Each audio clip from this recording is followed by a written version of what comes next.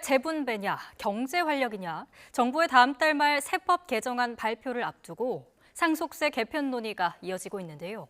오늘 국책연구원이 개최한 공청회에서는 사실상 60%인 상속세 최고 세율을 30%로 낮추고 과표 구간도 3배 올려야 한다는 제안이 나왔습니다. 이승은 기자입니다. 스웨덴은 최고 70%에 이르던 상속세율 때문에 제약사 아스트라와 이케아, 테트라팩 등 기업들이 줄줄이 해외에 팔리거나 본사를 이전하자 상속세를 폐지했습니다. 미국의 상속세 최고 세율은 40%지만 최근 20년간 공제 한도를 우리 돈 180억 원 정도까지 올렸습니다. 독일은 7년간 가업을 이으면 사업용 자산 모두의 상속세를 면제합니다. 사실상 OECD 최고 세율인 우리나라 상속세. 지난해의 경우 과세 대상이 2만 명에 육박해 중산층까지 대상이 됩니다. 무엇보다 기업 가치 재고 노력, 이른바 밸류업의 가장 큰 걸림돌로 꼽힙니다. 상속세제를 마지막으로 개편한 건 지난 2000년.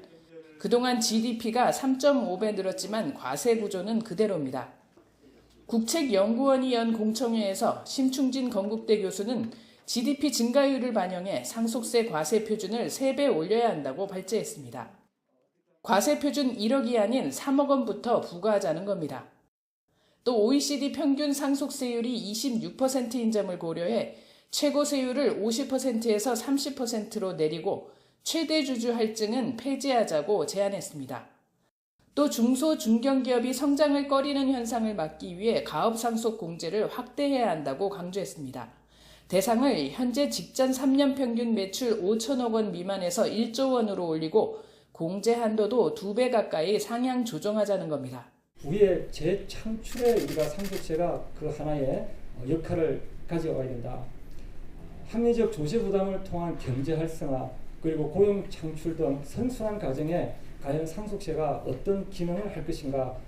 향후의 상속세를 후대가 자산을 매각하는 시점에 세금을 부과하는 자본이득세로 전환하거나 상속받은 재산을 개별적인 과세 단위로 간주하는 유산취득세로 전환하는 방안도 제안을 드리면서 토론.